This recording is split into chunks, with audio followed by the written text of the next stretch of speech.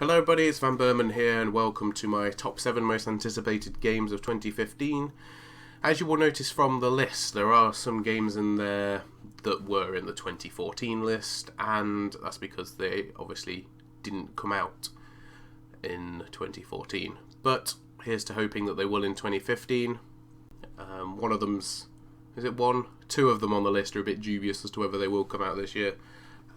Probably a lot later on if they do. But nevertheless, I think they're definitely worth a mention. And as always, let me know what your most anticipated game of this year is and share it in the comments, and it'll be interesting to see. So I hope you enjoy the list. Thank you very much, everybody. Goodbye. And just squeaking on into the top 7 is Total War Attila.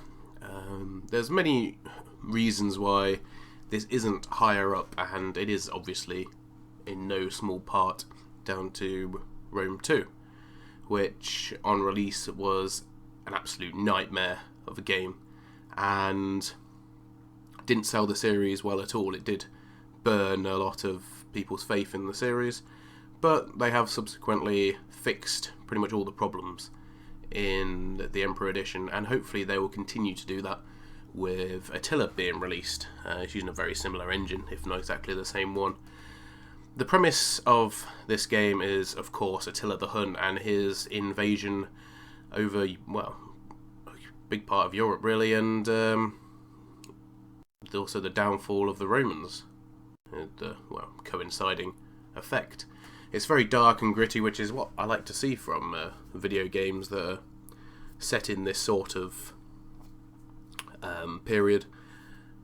And I think that the way they've done it, and what I've read and seen from the developer diaries, is that it's going to pull it off fairly well. I'm just hoping they don't have the same problems that they did on release with Rome 2, and that it is all working and looking as it should be on release.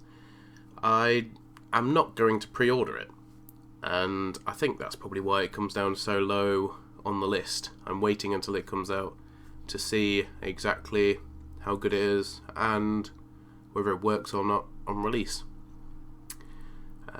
because I think sometimes you've got to give a game company a kick up the bum about what they're doing, and to make sure that they are producing their games in the right way and making sure they're finished before they release them. But nevertheless, it looks like a really interesting game, and it should be a really good successor to Rome 2. So it is one that I am excited for, and hopefully it will avoid all the problems that Rome 2 had. But it is well deserving to be on the list, and it will be, hopefully, one of the best games of this year. I can't wait for it to come out. And number 6 on the list is Mountain Blade 2 Bannerlord. As you may know, I'm a massive fan of the Mountain Blade series, namely Warband, to be honest. That's the main one I got into, and have poured, well, at least over 100 hours into it and got really sucked into the game. This one looks to make a fairly big graphical improvement, as well as hopefully stability improvements as well. Now I should say this game is not confirmed for release in 2015, although I am keeping all of my body parts crossed that it will be, and I am really hoping that we'll get to see at least a lot more of the game in 2015, and it will really set the way for it to be released at some point in the future. Like I say, if it is released in 2015, I will definitely be putting a lot of time into it. It looks quite good, probably not the best, but then again, a sort of semi-open world, sort of sandbox is always going to be difficult to look amazing, although we might come to a different game that might discredit that on the list later. But nevertheless, you know, the concept of the game and the concept of the game of Mountain Blade, and to have it come out with some new ideas and some fresh maps and fresh diplomacy will, quite frankly, only enhance the IP that they have created there. And I can't wait, to either see more or to get my hands on it. It would be amazing to play, and that's why it makes it on this list. in the hope that the developers will see this and think, let's release it in 20... No, I don't want it being rushed. No one ever likes games to be rushed, especially ones that are, quite frankly, a bigger project as this is. And that's one of the reasons I won't be upset if it doesn't come out in 2015. Number 5 on the list goes to Final Fantasy 15. Yes, I know this game was on my most anticipated games of 2014 list, and I think it was number 5 then as well, so quite fitting that it should be on this one as well. As we know, it didn't come out in 2014, and it might not even come out in 2015. The release date is still to be confirmed. In reality, I think it does have to come out in 2015, purely for the fact that it has been out in the public domain for a very long time. They've released quite advanced demos on the game. Unfortunately, I can't put that in my video because of the impending threat, I suppose, of having some sort of copyright strike against my channel. I'm not bothered about not being able to monetize this video. That's not really what bothers me. The main thing that does bother me is, obviously, getting the copyright strike, and putting up any sort of Square Enix footage is, well, running a risky line, to say the least. So that is why there isn't anything in the background, and I've spoke about Final Fantasy 15 more than enough to warrant me not saying anything else in this particular section. But I am looking forward to it, and I really do hope and pray that it's a good installation of Final Fantasy, but only time will tell. But I am fairly confident that we will see it in 2015. And the 4th spot on the list goes to Killing Floor 2. I was a bit late getting into and playing Killing Floor from the time it came out, and I suppose I played my lion's share of it in 2014. And it's a game that I've really enjoyed, basically just for its simple and fun mechanics. Now, if you haven't seen any of the videos for Killing Floor 2, I do recommend going and having a look. But even someone like me who's not really that keen on first-person shooters can really appreciate the nuances that Killing Floor has. And I really think that Tripwire Interactive are a really good developer. They keep updating their game, releasing new patches, themed ones as well, which basically give more longevity to the title. And if they continue doing that sort of thing in Killing Floor 2 and put in the care that they did in the first one, then we're going to get a really, really good game, and it's no surprise that a lot of people are really excited about it. It's also, I believe, going to be coming out on the next generation of consoles, or the current, I suppose it's more current gen now, e.g. the PlayStation 4 and Xbox One. So, people will actually, or console users will actually get to enjoy it, and it really does look pretty amazing. And quite frankly, the only problem I have is I hope that it doesn't disappoint and sully the great memories and the great gameplay of Killing Floor 1. Time will tell on that, but I can't wait to see a bit more from it. It is looking like it will come out in 2015, judging by the Steam page, what the developers have said. As I say, there's no fixed release date for it, but as you can tell by the footage, it's looking like it's well on track. And of course, this footage was from a few months ago, towards the middle end of 2014. So it's well in progress, and it's well deserving of a place on the list. And really, maybe it could have got higher, but it is a first-person shooter after all, and not my favourite genre, but credit to it that it gets so high up. And the 3rd spot on the list goes to Project Phoenix. It started off as a project on Kickstarter. I think that might have something to do with the name. And it is going to be a modern, traditional, well, if you confuse the two together, JRPG. And it is being done by a whole host of people from that field, from that industry, a lot of which have worked on Final Fantasy. The composer, I can't remember his his name and I won't try and pronounce it either, but he's also doing the music for it as well. He's worked on, I know, definitely worked on 7 and 8 as well, and he worked on Advent Children, I believe, as well.